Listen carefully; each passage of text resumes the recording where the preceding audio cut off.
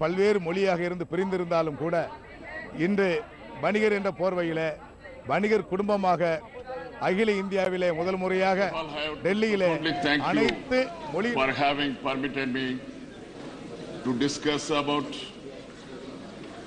the plight of the Sri Lankans. At least within 1 year, plight of the Sri Lankan Tamils. I stand corrected, man. Plight of the Sri Lankan Tamils. Madam, I am reminded of your poetry written by Alfred Tennyson. Men may come and men may go, but I will go on forever. The banks of the river, people may come and go, but the river will be flowing forever. The protocol of External Affairs Ministry is there. The ministers of External Affairs will come and go, but the policy remains. That is about the policy pertaining to the Sri Lanka remains unaltered. Honorable Pranab Mukherjee was there. He has been elevated as President of India. Honorable S.M. Krishna was there. No change in external policy as far as Sri Lanka is concerned. Now my friend, very sweet and cute, smiling, Kushit has come. I think some result by the pragmatic approach of Honorable Madam who is sitting here. Madam, last year, on 1st November, under the instruction guidance of Dr. Kalaignar Karunanidhi, the crusader of Sri Lankan Tamils, the crusader of human rights, the president of DMK, the president of Tamil Eelam Supporters Organization, Dr. Stalin went up to United Nations Organization to meet the Deputy Secretary General of the UNO, Mr. Jan Eliasson, on 1st November 2012. Madam, on 6/11/2012, he has met Mr. Order in the House. the Navin Pillai, the UN High Commissioner बैठ जाइए. for हाँ, बैठ जाइए. Human बैठ Rights जाइए. Organization. I had an opportunity also to accompany him. Madam, after handing over the memorandum pertaining to the problems faced by the Sri Lankan Tamils, after the discussion was over, both persons have asked a particular question. Whatever Dr. Eliasson has asked, Madam Navin Pillai has also asked. What was that question? The question they asked was, Dr. Stalin, you came all the way from India against nature, against the Sandy cyclone, which has almost eradicated New York. Against the nature, you came. We appreciate. But at the same time, what is your government's view? What is the view of Dr. Manmohan Singh? What government of India thinks as far as Sri Lankan Tamil issue is concerned? Please tell me. The same question was asked by Navin Pillai also. Somewhat it was an embarrassing question for both of us. But at the same time, madam, I could not just, it is our own government. We have answered to both the personalities. We said, Government of India is doing its might. He is trying to help the Sri Lankan Tamils because it is headed by no less than the person, Madam Sonia Ji, who has got the pragmatic approach as far as Sri Lankan Tamil issue is concerned, because I personally know what it is. Honorable Madam, this is the problem. Wherever we go, even when our members of parliament sitting over here, for the past 1 month, we were meeting the representatives of the various countries who are the members of the UNHRC, the 47-member country. Each and every day we have a call to go and meet them. We explain them. We extend memorandum about the Sri Lankan issue. But even to my members of parliament also, the question posed by ambassadors or high commissioners who are the members of the party, who are the members of the UNHRC is our government view only. What is the government view? That means something somewhere it is misplaced. Otherwise it is for government of India to see that it is corrected now, at least now. We don't know what is that question mean. I can't say it is our government. We have established this government. We are the part and parcel of the government. But at the same time, I don't think under the leadership of Madam Sonia Ji, there is any hidden agenda. But people suspect. Well, the countries are suspecting.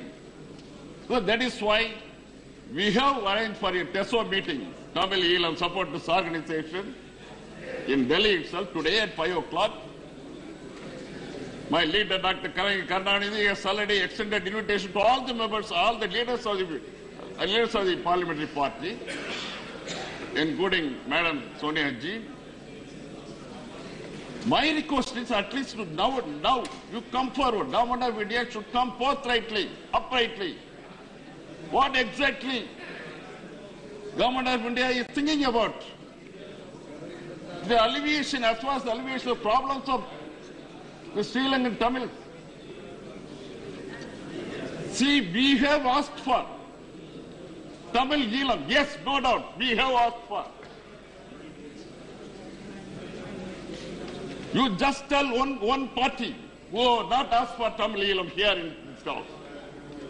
We were together. But at the same time, now, as of now, the point of issue is not for a separate Eelam now, but it is there in our policy principle. Till such time the tyranny goes on, we will fight for Tamil Eelam, because there is no other way for us. As far as DMK is concerned, as far as TESO is concerned, we will ask for Tamil Eelam. But what is the minimum requirement now? What is the minimum requirement? To safeguard the interest of humanitarian issues only. To go forward, to see that the problems of Sri Lankan Tamil is alleviated quickly. Madam, for the past 4 years, the Sri Lankan Tamils have been trying to pick up the broken pieces of their life, shattered in the long war, 27 years old war, the brutal war that has been persisted between this genocidal Sri Lankan administration and their own citizens. We all know the armed conflict, the armed struggle arose out of large-scale discrimination of Tamil language, Tamil tradition, Tamil culture, holistically the Tamil race itself. Over and above, the deprivation of equal rights and equal opportunity as far as education and employment is concerned, madam. The trend is still continues. Still continues, not yet over. What is the outcome of the war? What is the outcome of the bloody war? 90,000 women lost their husbands. They have been widowed. They lost their Mangal Sutra. Madam, 2 lakhs people, men and women and children. We don't know the whereabouts of the 2 lakh Sri Lankan Tamils. 1,20,000 people fled out of the country, fled out of the homeland, fled out of the Sri Lanka for safety and security during the war. Madam, Tamil women were murdered. Tamil women were detained in various camps, security camps. Unbridled atrocities still going on. Human rights violations is still persisting. Madam, after the war 2009,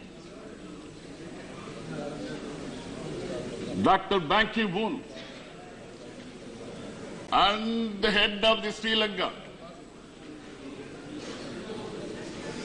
jointly issued a statement on 23/3/2009 saying to appoint a panel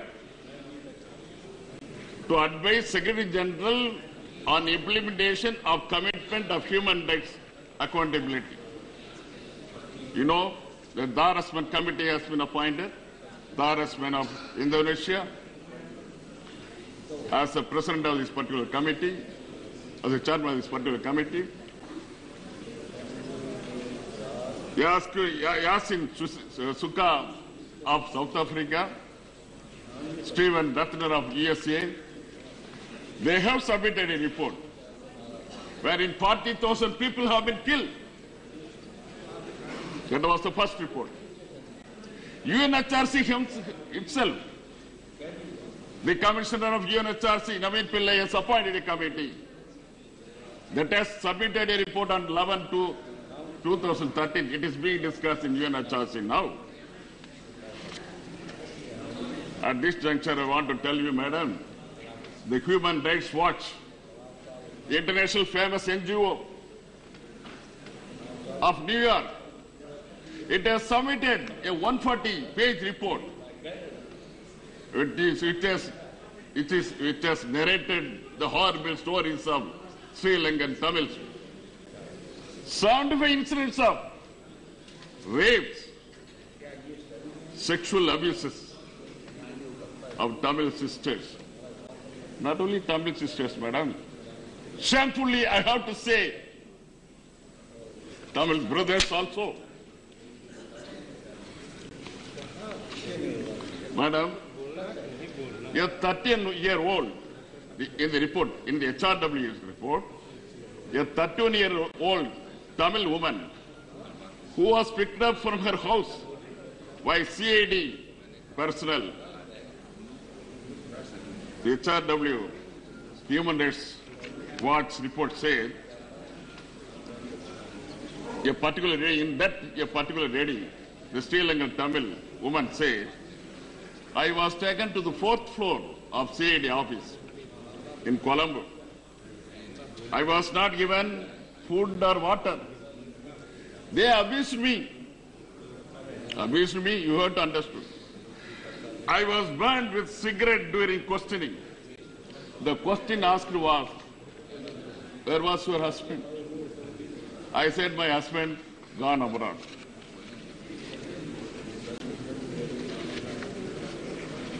They striped me. I am very sorry, madam. I am very sorry. There is no other way for me. It is a report. It is a submitted report. It has come in the print in various medias.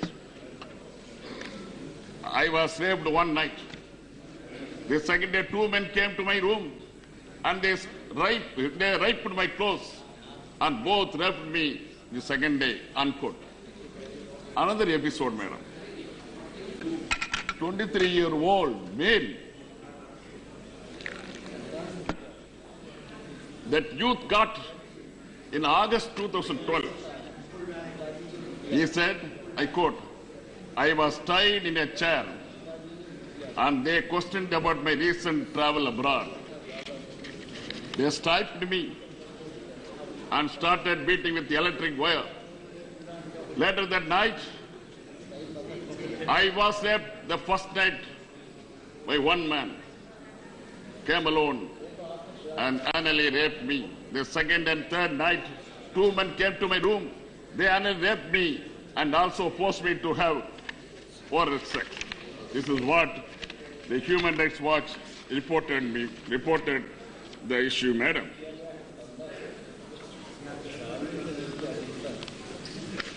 Madam Speaker, out of 75 cases of sexual abuse, I have only narrated 2, which were reported in Human Rights Watch. When such types of incidents were taken, took place in various countries, what action the world countries have taken? Bosnia, a breakaway group of Yugoslavia, southeast of Europe, witnessed similar type of rape and sexual abuse. The similar spate of rape and sexual abuse inflicted on the Bosnian woman. Thousands of women, Bosnian women, have been sexually abused by the Serbian security forces. This plight of women, Bosnian women, went up to International Court of Justice. Who has argued? It was argued by Francis Boyle, who knows the international law. This particular gentleman has argued and got relief. This particular gentleman, on a comment over the HRW report, he says, I quote, this widespread and systematic rape by government of Sri Lanka, he says government of Sri Lanka, against Tamils violates Article 2B of 1948 Genocide Convention, to which Sri Lanka is a party. What is Article 2B of International Convention on Genocide? 2B says, I quote, genocide means any of the following acts committed with intent to destroy in whole or in part national, ethnical, racial or religious group as such, causing serious bodily or mental harm to members of this group, unquote. I think External Affairs Minister could understand. Not necessarily the particular person, particular group of people could be killed. Even mental agony, even mental problems out of these incidents could both show it is a genocide. Sri Lankan Tamils were subject to various heinous forms of genocide. This harassment committee report said 40,000 people have killed. Killing in the civilian killings is number one genocide. Number one, the one part of the genocide. The next one is systematic rape and sexual abuse. As stated in HRW, is the second part of genocide. Now I will give you the evidence on the third form of genocide, which is being committed even today by the Sri Lankan army madam, Sri Lankan government madam. It is nothing but cultural genocide, wherein the language, the identity, the tradition and culture of Tamils are almost wiped out. the rest of the world should know 367 Hindu temples have been destroyed. I got a list, I could read, but for the paucity of time, I don't want to read. If you want, I can submit before the table. 361 Hindu temples have been destroyed. 89 villages have been renamed in singular. This part of story has already been written by my leader, Dr. Kalaignar Karunanidhi, in the official organ of Muraswali, DMK organ, and he has also written to Government of India for remedial measures, madam. They have changed the historical names. This is the culture. This is nothing but cultural genocide. Hence, here I am reminded of the Hitler, the famous Hitler, who has destroyed thousands of books written by Alfred Einstein and Sigmund Freud. Thousands of books have been burnt to ash in Berlin Library. Other symbols of Jewish culture have been destroyed. Similarly, madam, Sri Lankans are destroying the symbols, the identities of our race, language, culture, tradition, everything. If Hitler's atrocities against Jews are called a genocide, is it not necessary to call the Sri Lankan atrocities as genocide against Sri Lankan Tamils?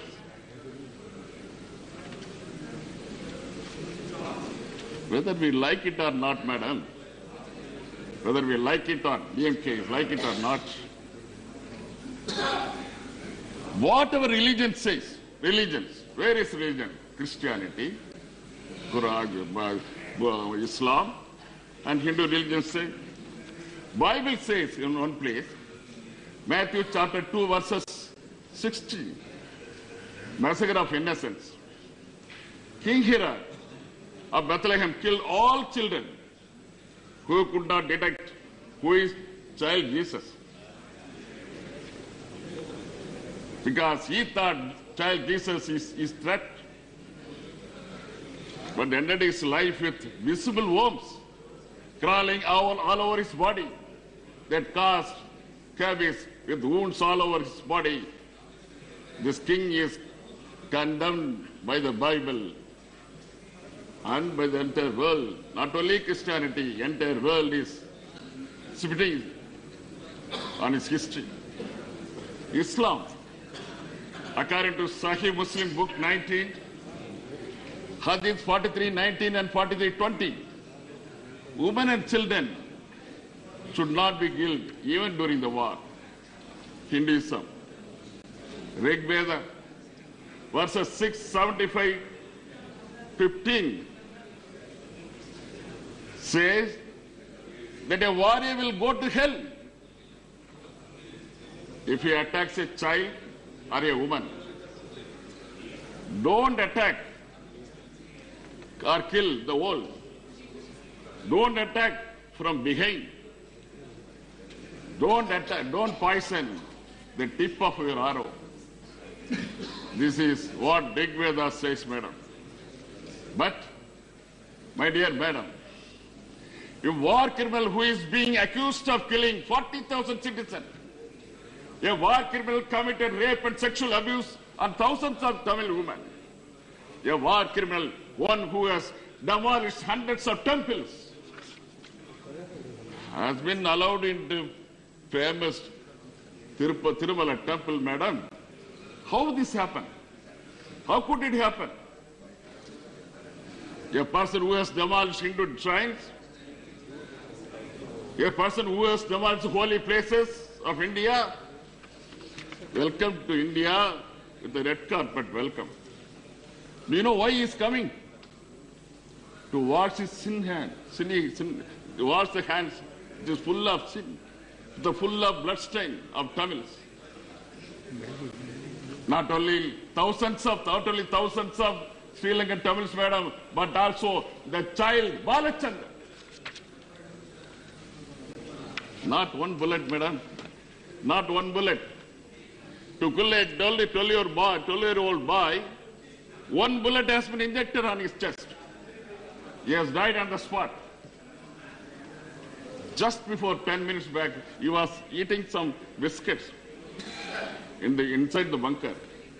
He has been taken out within a very short distance. The security force, the idiot has injected one bullet on his chest. Even of this death, the bad fellow has injected 4 bullets, madam. Altogether 4 plus 1. First bullet, 1 plus 4. But I am sure, madam, the Sri Lankan government, the people who killed the innocent boy,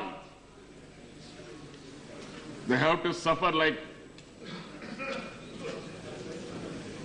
what Bible said, the Herod, King Herod.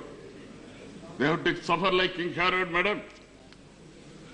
Once again, madam, I could only ask, Madam Speaker, once again the Bosnian issue. The Bosnia, a breakup group of Yugoslavia. Evidence of ethnic cleansing, mass killings, rapes, assaults were repeated by various agencies. About Bosnia I'm talking about. By Serbians, killed by Serbians. 8,000 Muslims have been killed by Serbian forces. In 1990, this happened in 1991. In 1992, UN Secretary General himself appointed a commission to investigate violation of international humanitarian law. He has appointed a commission. In 1993, UN Secretary General established a tribunal. After the tribunal is conducting trial in which General Ratko Mladic and President Radovan Karadzic now facing the charge for killing 8,000 Bosnian Muslims. The tribunal is still hearing. By the end of the year, I think the judgment will come. In the same way, war criminals of Sri Lanka should be punished, madam. It's not necessary, madam. I am reminded when Pandit Jawaharlal Nehru was alive, the great man, he himself moved a resolution against South African apartheid. He was the root cause was dismissing South African out of the Commonwealth country, madam. If this issue is correct, what Nehru has done is done. What Nehru has done, taking into account of the humanitarian considerations, is correct. Why not General Ratko Mladic and Radovan Karadzic of Bosnia?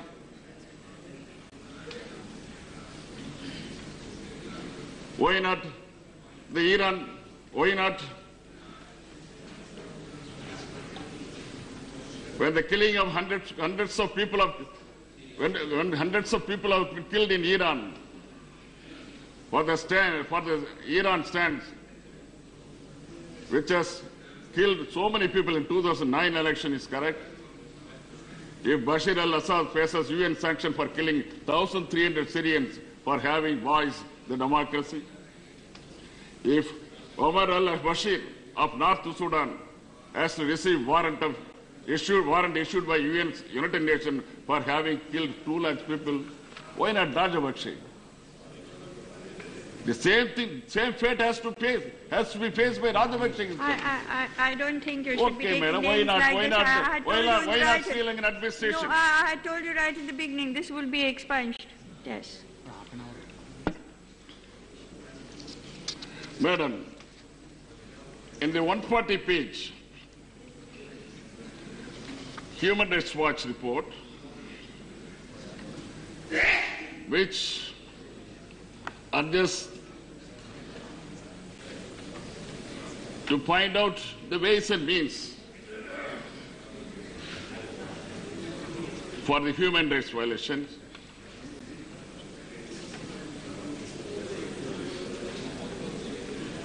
I could only say the people who are root cause for this issue, the administration who are root cause for this issue should be condemned, madam. We all know. Please conclude now. We all know the conflict Conclude. of this particular issue is nothing but deprivation against the equal rights. Deprivation of equal rights. Deprivation of equal rights and equal opportunities. We all know discrimination, because of the discrimination of the Sri Lankan Tamils, the conflict arose.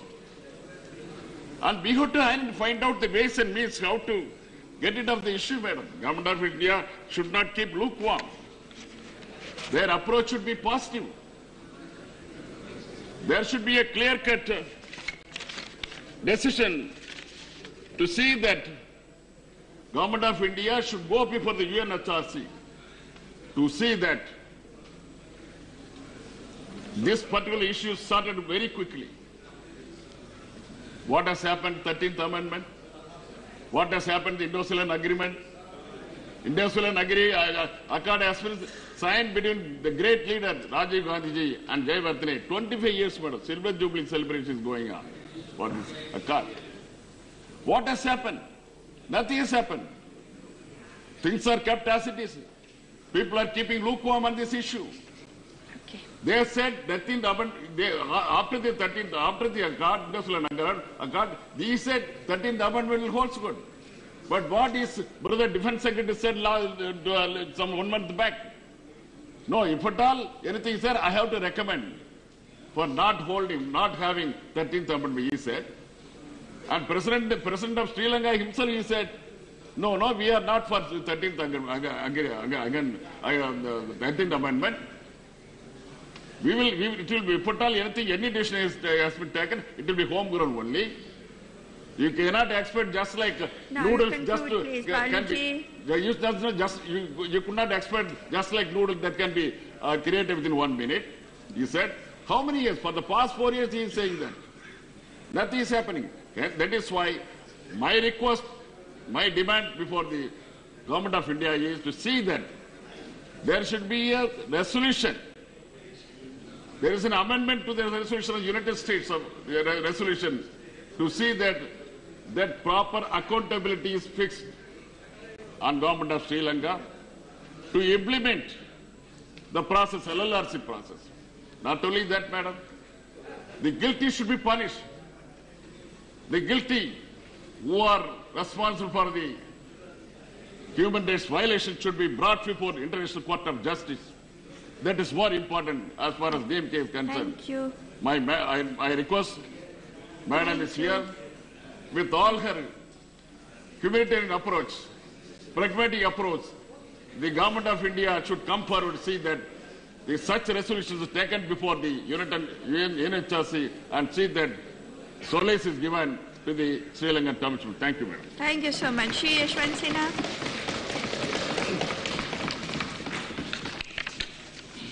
Thank you, madam.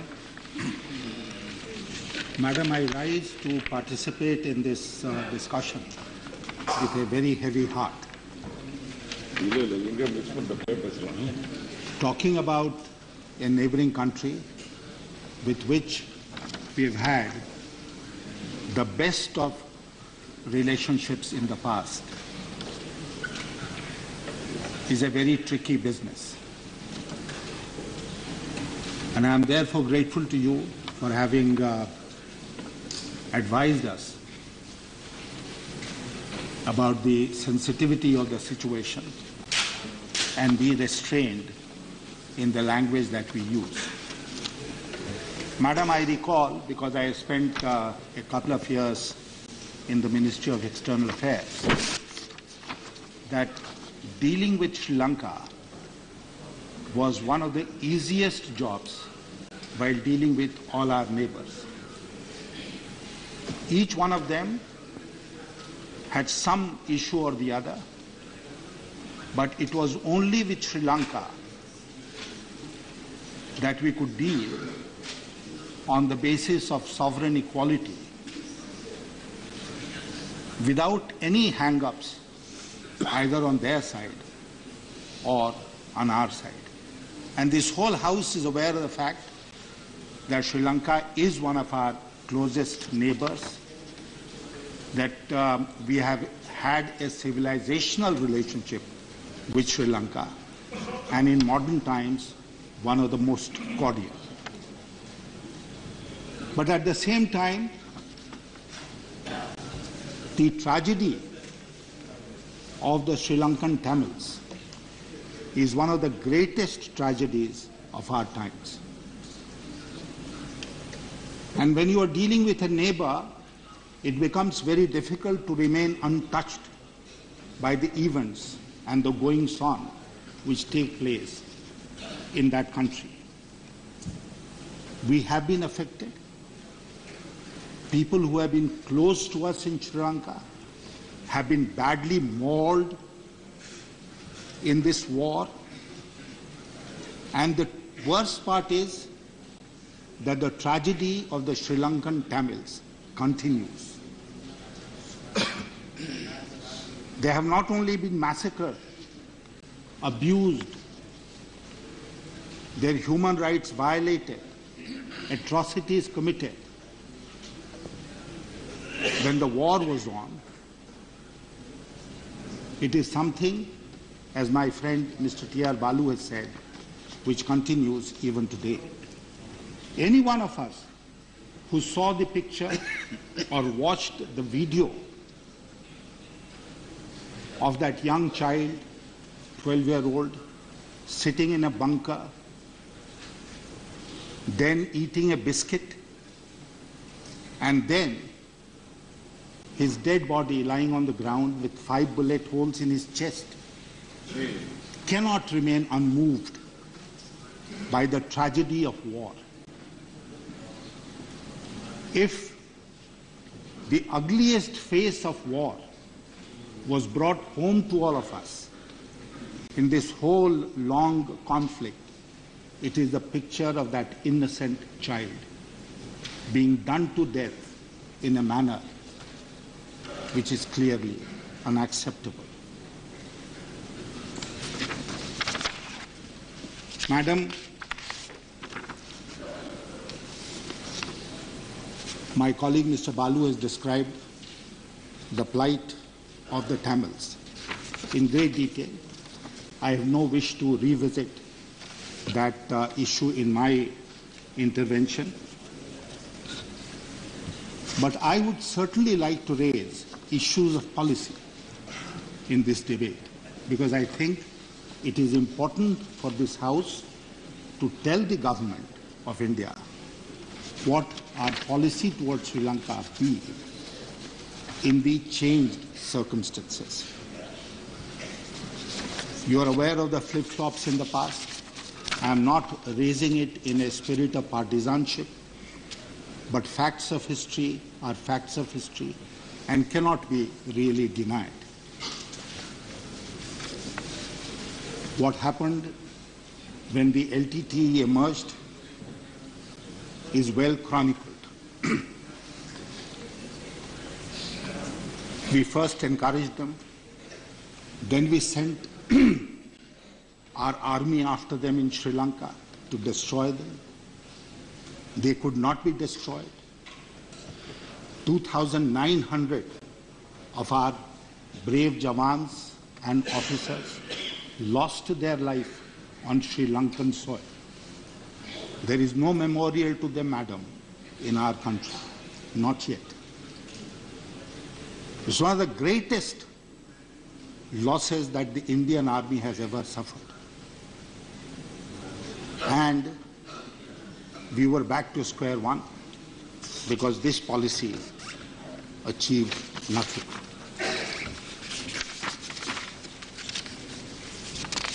Now, we are all aware that in 2005, early 2005, there was a change of government in Sri Lanka. And the present president of Sri Lanka came into office by a very narrow margin. And they engaged the LTTE in a war. The war went on for a while, but they chose the moment of the final assault on the LTTE very carefully. And I want the House to take note of this fact, madam, that the final assault against the LTTE was launched when we were all engaged in the general elections of 2009. We were all busy, all of us here, those who did not succeed and are outside. The whole country was engaged in what? In elections.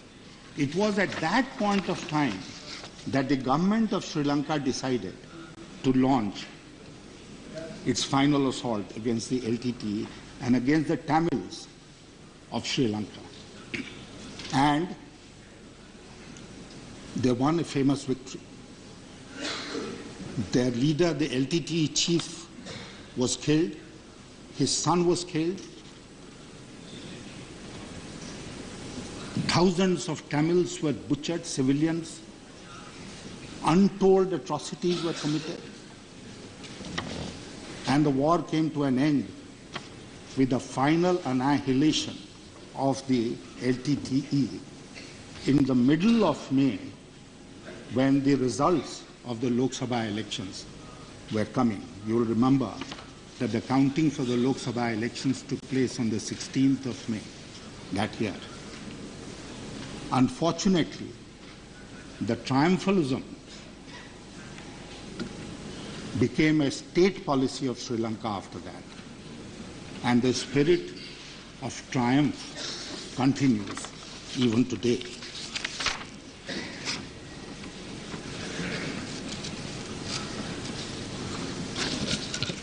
What was happening, madam, in the government of India at that point of time? When all our attention was on the elections. There is a very famous book written by Nitin Gokhale, who was the Defense and Strategic Affairs correspondent of NDTV, who covered this 33-month Elam war in great detail. And in his book called Sri Lanka from War to Peace, he has openly accused the government of India of being the hidden hand behind the success of the Sri Lankan army against the LTTE. And I'm quoting from that book, although in the initial days, the President of Sri Lanka was advised to seek a negotiated settlement with the LTTE. New Delhi saw merit in Sri Lankan President's argument that the LTTE is only biding its time to regroup and rearm itself, and that war was inevitable sooner than later. New Delhi's only concern was that the war should be concluded before the summer of 2009, when India was expected to hold general elections. The Sri Lankan president suggested to New Delhi the idea of an informal exchange mechanism between the two countries and deputed a troika consisting of his two brothers who were holding various positions and his secretary, his own personal secretary. India reciprocated immediately, and our team consisted of the then National Security Advisor, the then Foreign Secretary, and the then Defense Secretary. This was the troika on both sides, which was coordinating action. And the action was so well coordinated that the Indian Navy intervened and destroyed the Sea Tigers vessels and broke their back. That was the strength of the LTTE, and once their back was broken, then there was nothing they could do.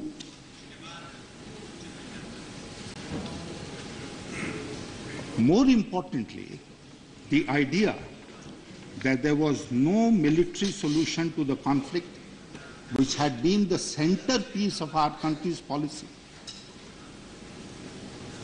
was abandoned. From that time until the end of the Elam War, according to this book, we in India never again said publicly or even privately that there was no military solution to the conflict. The then NSA flew to Chennai in April 2009 and met the then Chief Minister and the President of Mr. Balu's party.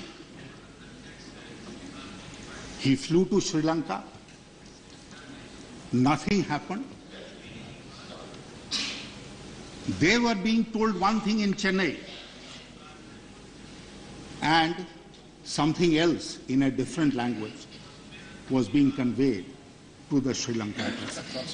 That was the duplicity of the policy that we were following at that point of time. There is not only evidence. The former commander of the Indian peacekeeping forces, Major General Ashok Mehta, said in June 2009, there is all contemporary evidence.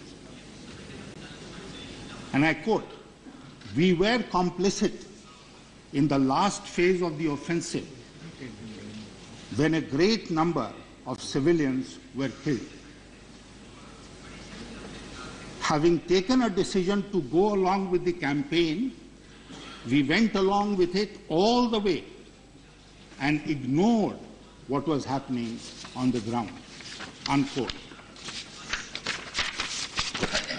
Brad Adams, madam, the Asia Director of Human Rights Watch. The name I'll have to expunge. Okay, I'm just saying, okay, Please, cut out the please name. be Asia careful. Director of Yes. Human Rights Watch. He is not Please be a careful, yes. He is not a government functionary. That's okay. He is the head of the Human Rights Watch. Mr. Balu was quoting the Human Rights.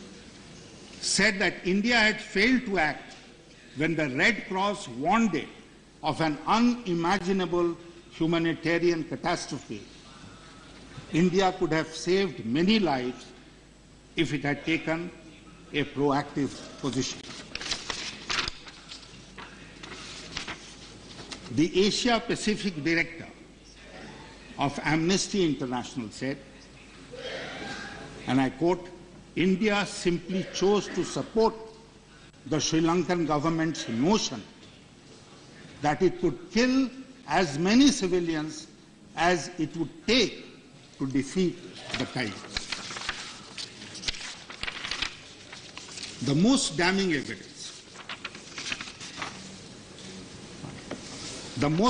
evidence, madam, is of course the statement of the then Defense Secretary of Sri Lanka, who also happens to be the brother of the Sri Lankan President. When he said on June 1, 2011, while explaining what was different between 1987 and 2009, my friends will remember that in 1987, there was a campaign in Vada-Marachi, which was known as Vada-Marachi Offensive, against the Tamil Tigers. And when the war went on for a while, India intervened. and stopped the Sri Lankans from completely annihilating the Tamil Tigers. And we know what happened. As a result of India's intervention, the 1987 accord was signed and the 13th amendment to the Sri Lankan constitution was carried out. The date of that amendment, the year of that amendment is 1987. What does he say? But comparing 2009 with 1987, he said,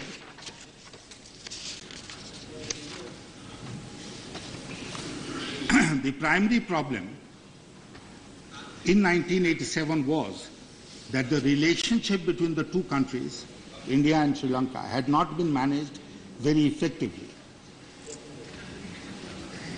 But this time, the President of Sri Lanka went out of his way to keep New Delhi brief about all the new developments taking place in Sri Lanka through the Troika.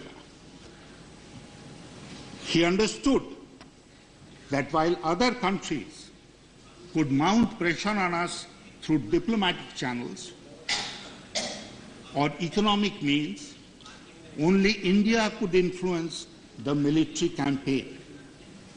He went on to add that the relationship between Sri Lanka and India was managed through maintaining a clear communication line at the very highest level in the government.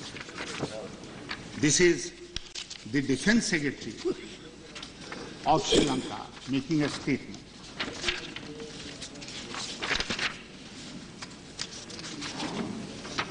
Further, after his re-election in January 2010, the Sri Lankan President, Madam, makes a state visit to India. In June 2010, I have here a copy of the joint declaration which was issued then. India repeated the homilies that please seek a peaceful settlement, a negotiated settlement. But there is not a word in that joint statement about human rights violations, about the atrocities committed on the civilian Tamils in the northern province, their massacre, nothing, Madam, in the joint statement.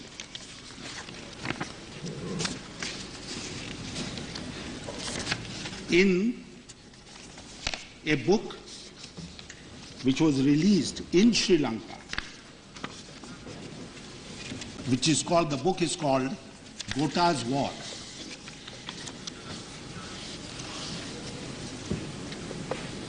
The same sentiment is repeated. And that is evidence, sir, of the fact that unfortunately, despite the fact that we knew fully well what was happening in Sri Lanka, we not only kept quiet, we became complicit in the crimes against the Tamils. There is nothing more, no more evidence that you need, because this is confirmed both by Indians as well as Sri Lankans. They were in the government at that time. Sir, I do not know what my other colleagues were doing at that time when this war was going on. But fortunately,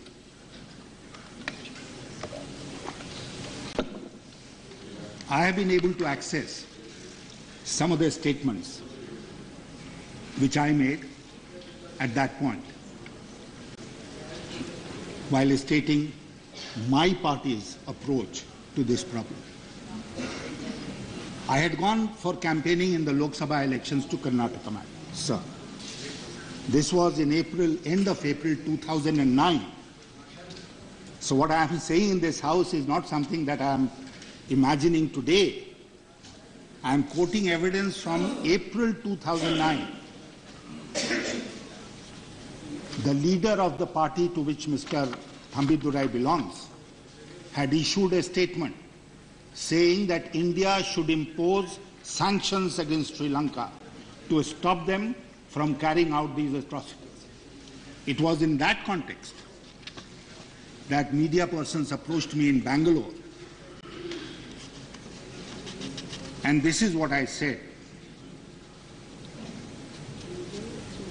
And I am repeating because this continues to be the policy of the Bharatiya Janata Party even today. We are not in favor of a separate nation created out of Sri Lanka, but totally against the butchering of Tamil civilians. They have to be protected. The party, that is my party, is for giving rights to the northern Tamils within the integrity and territorial unity of Sri Lanka.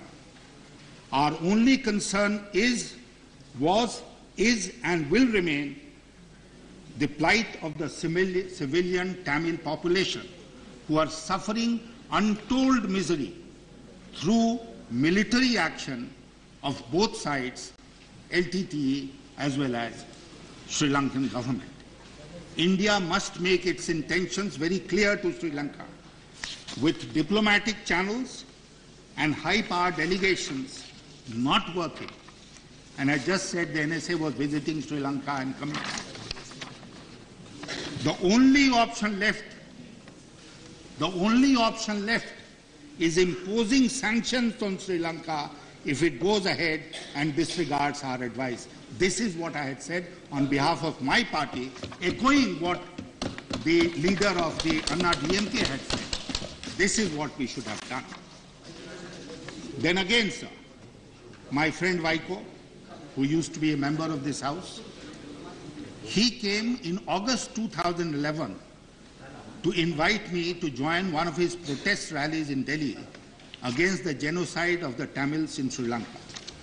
In his meeting with me, he told me that he had met the Prime Minister and the Prime Minister had told him that India could not impose economic sanctions against Sri Lanka as it would encourage China to displace us as a strategic and trading partner of Sri Lanka.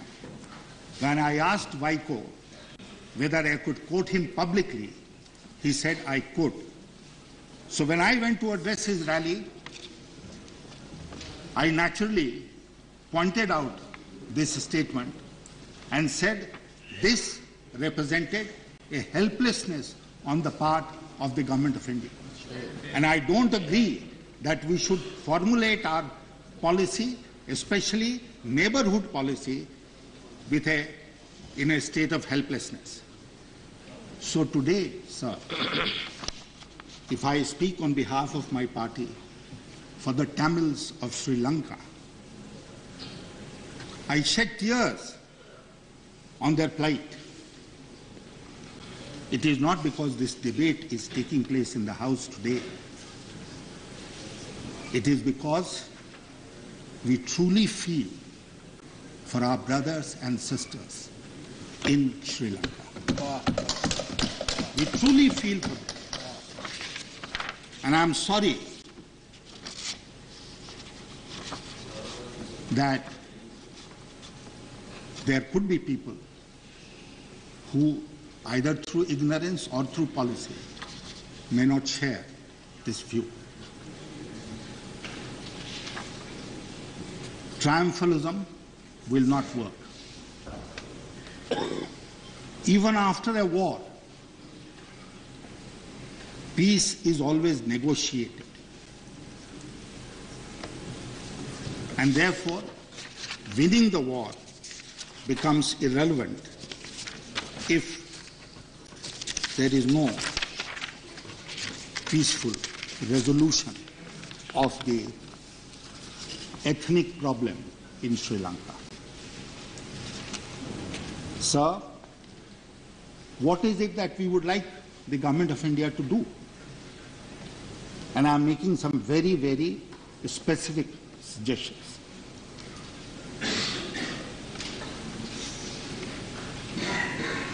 We have a friendly relationship with Sri Lanka, but we are a neighbor, and therefore the right to urge upon them, the right to advise them, the right to remonstrate with them, the right to argue with them does belong to India. And therefore I'll suggest the following points for the Government of India as points for action in future. The first is, please urge the government of Sri Lanka to withdraw its army from the northern province. The war ended 4 years ago. Sri Lanka should already have had normal law and order duties assigned to the police. Let the army of Sri Lanka go back to the barracks. Let them not run the northern province on a daily basis and continue to commit the atrocities to which my friend Mr. Bali referred. That's the first point. Second, let them sincerely implement the recommendations of the LLRC. The LLRC is Lessons Learned and Reconciliation Commission. A very interesting name they have given to this committee, Lessons Learned and Reconciliation Committee. The committee has made recommendations. The Sri Lankan government is not implementing those recommendations. Let them implement those recommendations. Then third, sir, let them implement without any further delay the provisions of the 13th Amendment and more. 13th Amendment plus. And the Sri Lankan government, in its discussions with us, has always promised that they will implement 13th Amendment plus. But I am saying this with some reservations. Why am I saying it with reservations, sir? In January this year, the Sri Lankan government came out with what is called the Divi Neguma Bill. Divi Neguma Bill, which has actually further reduced the powers enjoyed by the provincial councils. Far from implementing the recommendations of the 13th Amendment, far from giving the provinces 13th Amendment plus, they have come out with this Divi Neguma Bill, which reduces the powers of the provincial councils and actually vests more powers in the Minister for Economic Development of Sri Lanka, who happens to be another brother of the Sri Lankan president.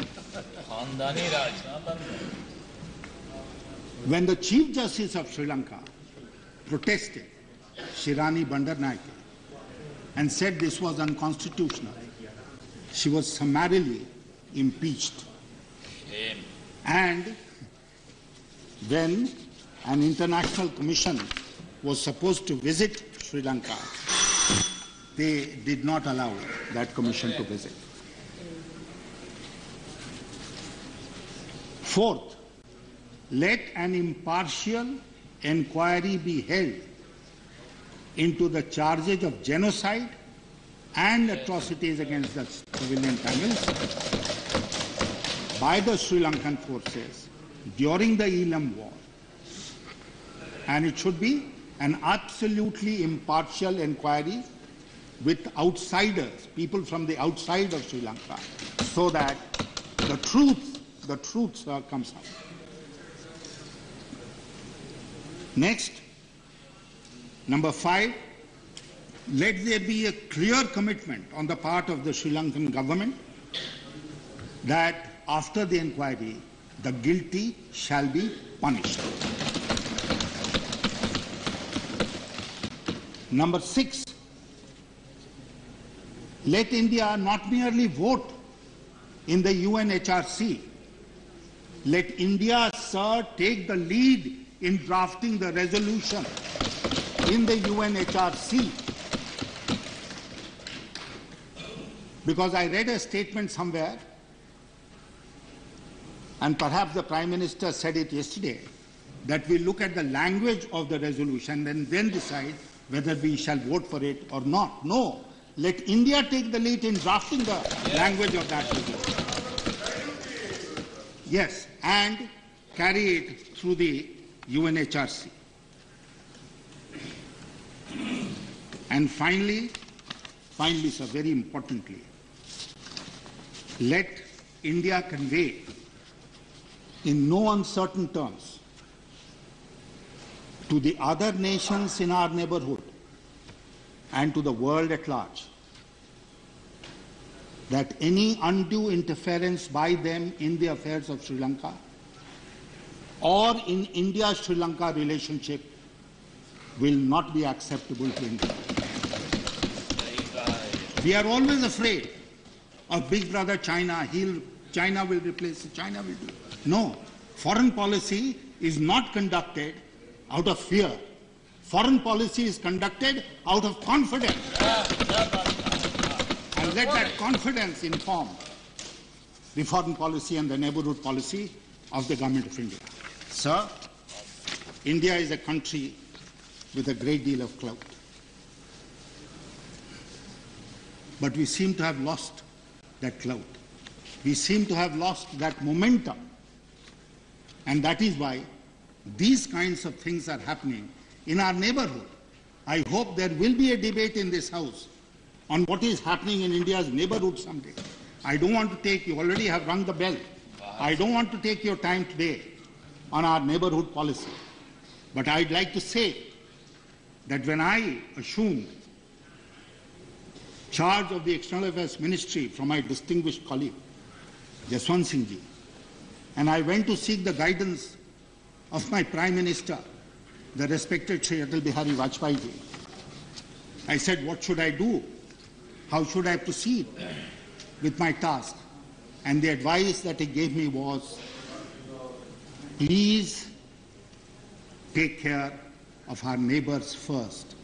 Before India ventures out into the world, our neighborhood must be friendly to India. And therefore, I, as Foreign Minister of India, my first visit was to Male. Sri Lanka was number 2.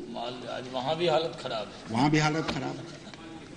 So let India conduct its foreign policy with confidence, with elan.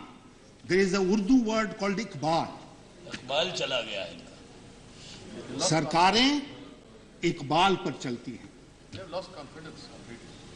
हमारे इकबाल को क्या हो गया आज? What has happened to India's Iqbal? That nobody even in our neighborhood is prepared to listen to us. It's a sorry state of affairs, but I hope the government will wake up to it. We have a young, very smart External Affairs Minister. I hope he will do his best to regain the clout that India seems to have lost. Thank you very much. सभा की अनुमति हो तो आज भोजनावकाश न करके इस चर्चा को जारी रखा जाए.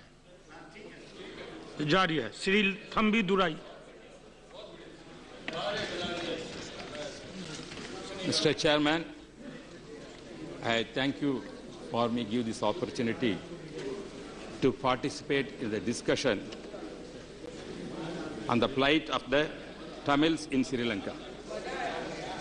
Mr. Chairman, the plight of the Tamil is not a recent one in Sri Lanka. It is the past 60 years it's going on. Many people are suffering in the country because of they are not given their proper dignity and their whatever they want according to the constitution, they are not able to get there. Therefore, ill-treated there, especially Tamil minority there, ill-treated by the Sinhalese. That is the issue. Sir, this fight, because of the fight, our honorable former Prime Minister, Rajiv Gandhi, when visited Sri Lanka, Rajiv Gandhi visited Sri Lanka in 1987, India and Sri Lanka entered into Rajiv Gandhi Jaivartane Accord. This led to the 13th Amendment to the Sri Lankan Constitution. According to this amendment, the northern and eastern province of Sri Lanka were supposed to be merged and to make an homeland for the traditional Tamil people living there.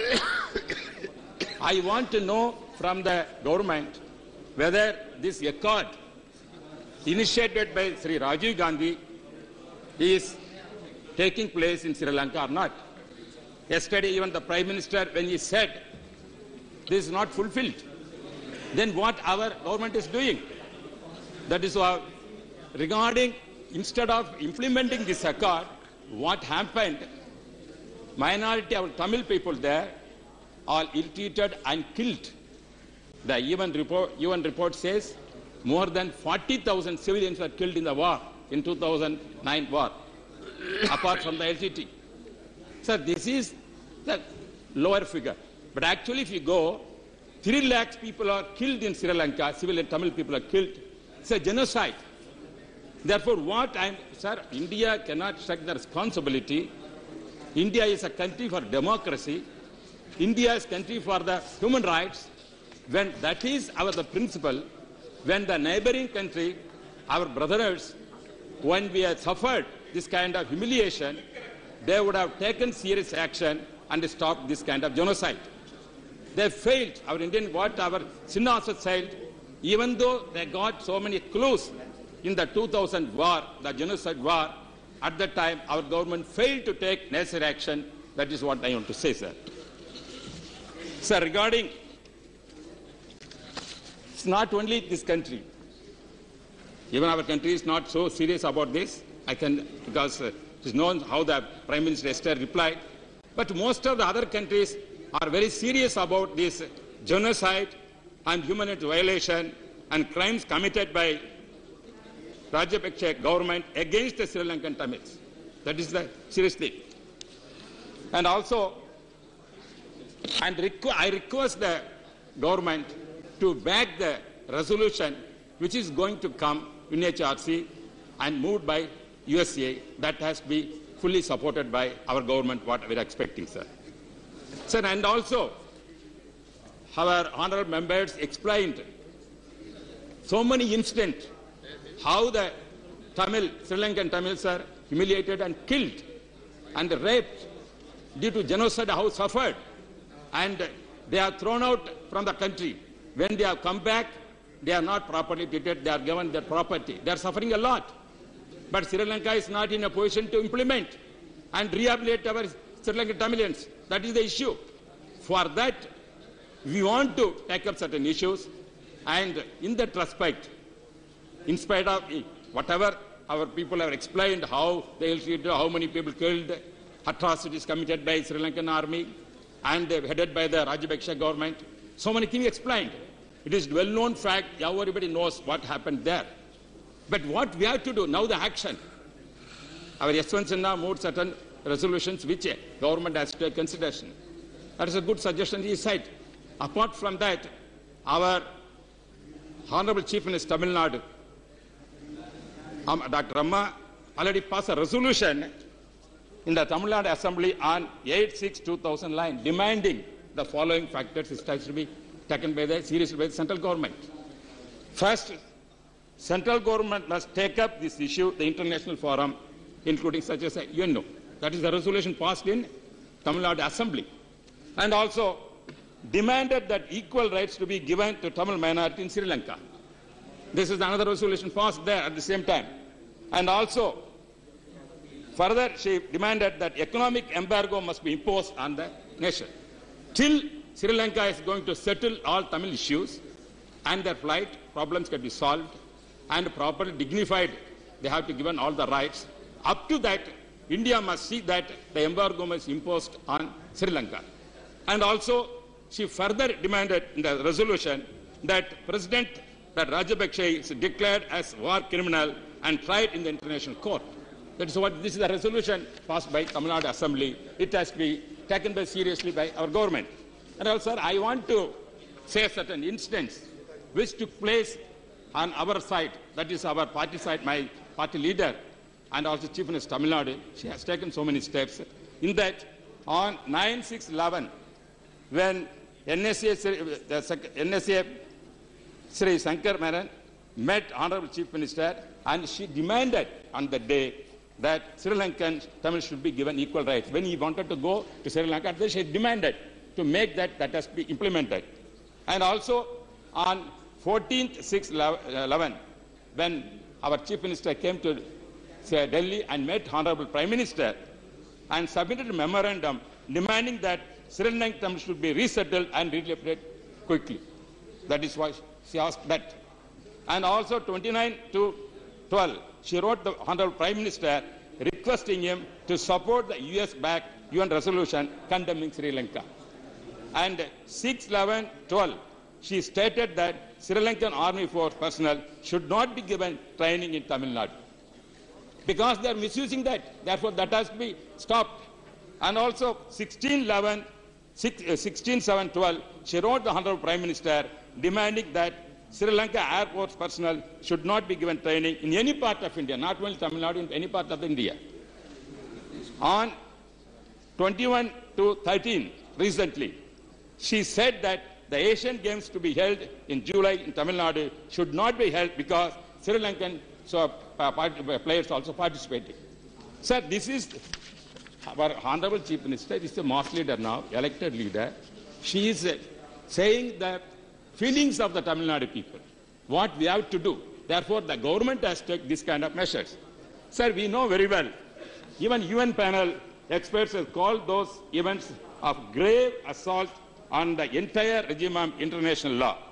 That this conflict is a culmination of 6 decades of denial of rights and harassment of the Tamils in Sri Lanka. Given the nature of crimes committed by the government of Sri Lanka, the investigation must be international character.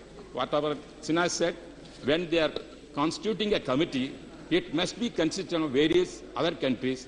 They must go and visit and impartially analyze what happened there, and whoever committed crime, those must be booked and taken necessary in the international forum. Sir, another important thing I want to say, today the Indian Express has carried one article. Today they have carried one article regarding if the Commonwealth meeting, then that if its next meeting is not moved for Sri Lanka, the Commonwealth will have abandoned its enlightenment commitments. Sir, what they are telling, when we are, this actually the first paragraphs I want to quote it. Since 1991, the Commonwealth has been a potential force behind the scenes of democracy, rights, and human dignity. For example, it has persuaded leaders of several one-party states to adopt open multi-party system, and this has ensured that leaders who have lost election do not cling to the power. This admirable record is about to be squandered. Why I am telling, sir, you know the actual what is the real position in Sri Lanka. As honorable member said, if at all any, even judge, Supreme Court judge, there says something, immediately that is impeached there. Therefore, the judiciary anarchy there. And also press is not properly protected there. If anybody is writing there, they will be harassed and even killed. Many journalists are killed there. That kind of system is prevailing in Sri Lanka. There is no right to speak anything. The right is also cut there. That kind of way, that democracy is going on. The anarchy is going on. Therefore, when that kind of anarchy, autocratic system going on, if we support that, if the Commonwealth, that meeting is going to take place, is insult to India's democracy. We are for that. For example, that you cannot deny that even the neighboring country, because of neighboring country, we cannot keep quiet. Because this is a human right, it's involved. Our great Mahatma Gandhi went to Africa, South Africa to protect the Indians' right there. Even though South Africa is another country, at that time we bought this land. We are claiming as Mahatma Gandhi's land, this one.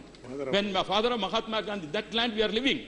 When he fought for their Indians there, what is wrong? India takes the same measures and fight in Sri Lanka also. And see that our Tamils are protected there and given the human rights, they have to get the equal rights. Therefore, we cannot deny because neighboring country we cannot, we want a friendly relation. Yeah, we want friendly relation. Pakistan is also friendly relations. They have to reciprocate.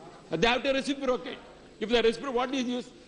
Sir, that is even, for example, I want to make that one statement given by Honorable Chief Minister, Ms. Jayalalitha, on 4/10/2008.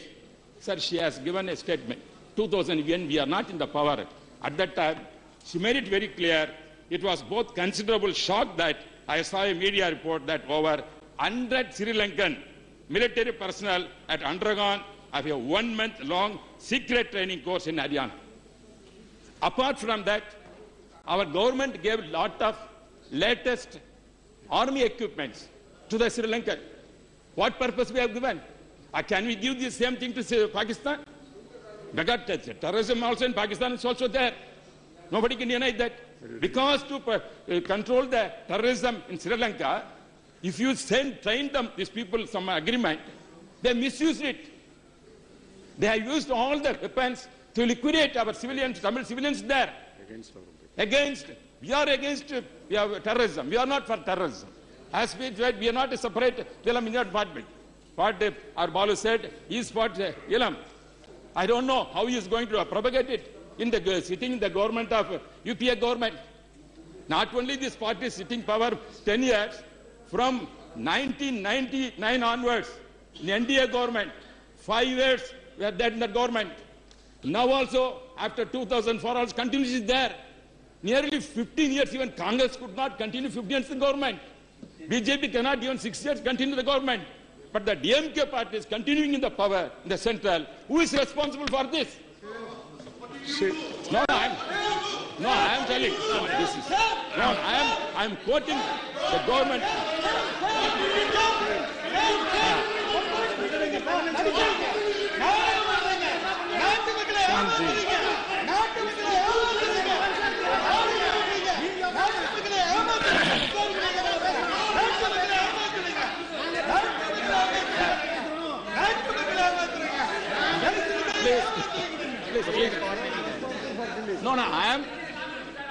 I want to make Shanti. Shanti. I am answering for that. See, I am answering. माननीय सदस्य के अलावे किसी की बात पर sitting में नहीं जाएगी. Just I want to know from the central government whether can deny the report of training the Sri Lankan army here. Who is the part of the government? Let them answer them whether part of the government or not. Then why are you raising this issue? I am telling the fact. Let them deny. If they are, I am telling, sir, 99.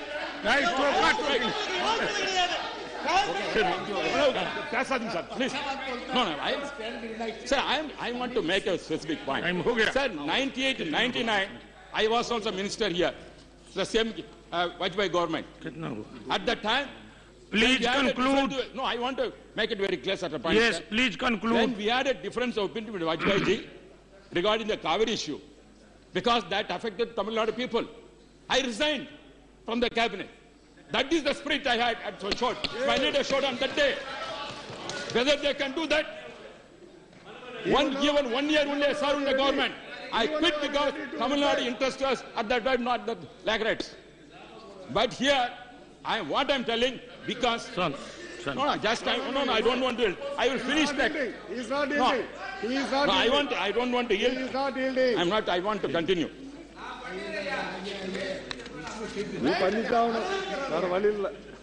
Sir, regarding, sir, attitude towards, sir, regarding the Rajapaksa issue, sir. Please conclude. No, I'm going to conclude, sir. Sir, yesterday, Honorable Prime Minister said in his speech regarding the words of the resolution. Even Sinha also mentioned. Sir, it is our duty, sir. We have to initiate. Even our Indira Gandhi ji and Rajiv Gandhi ji took a lot of efforts to protect the human rights in various countries. When Bangladesh and the problem started, East Pakistan, when Bangladesh suffered, at that time, Indira Gandhi helped a lot and created to help them. The same year, Rajiv Gandhi went to Sri Lanka to help our brother Tamil people. Therefore, we have to unite this time because this is the prime reason we have to fight for that. That is why our Honorable Chief Minister has passed a resolution in Tamil Nadu Assembly unanimously to see that this, whoever committed the crime, war crimes, they must be taken a task and put before. And also, regarding our Prime Minister said, the language regarding the resolution, as our members said, it is our prime duty. We have to initiate. We are the Indian, we are the greatest democracy in the world. We have fought champion for the human rights. We are the champion of democracy. There is a high time India must take the initiative to take the resolution against the war crimes committed by Rajapaksa government and others who are committed. That has to be passed in which is going to take place. Therefore, I humbly request our union government take necessary steps to see that the 13th Amendment, which according to Rajiv Gandhi must be implemented in toto, that must not be dragged on, because now after taking some protection, Sri Lanka, as long as the militancy is there, they exploited us. They gave wrong information to India, what Sinha said. After eliminating this LTD, they have taken different stand going to China. China's $9 billion are given to Rajapaksa for discretion. India is not noting that, how the relations going on. This is the relation they want. Therefore, it is high. Mali also we are suffering. Even Pakistan we are suffering. Therefore, our relationship must be essential, I accept. At the same time, not at the cost of the minority of Tamil who are facing a lot of problems. Therefore, I request once again, Honorable Prime Minister and even Mr. Sonia Gandhi to take whatever Honorable Chief Minister said, that has to be taken toto, that has to be implemented coming in the resolution. Thank you very much. Shri Mulayam Singh Yadav.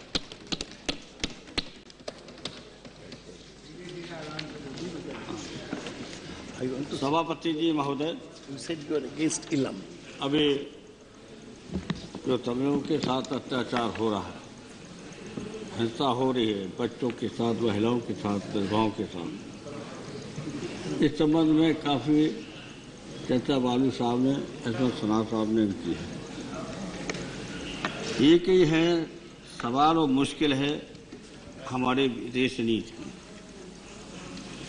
हमारी विदेश नीति के संबंध में शुरू से ही नेहरू जी ने भी घोषणा की थी और देश में पूरे नेताओं ने घोषणा की थी कि दुनिया में कहीं भी मानव अधिकारों का हनन होगा तो हिंदुस्तान चुप नहीं रहेगा, भारत चुप नहीं रहेगा। ये हमारी नीति है।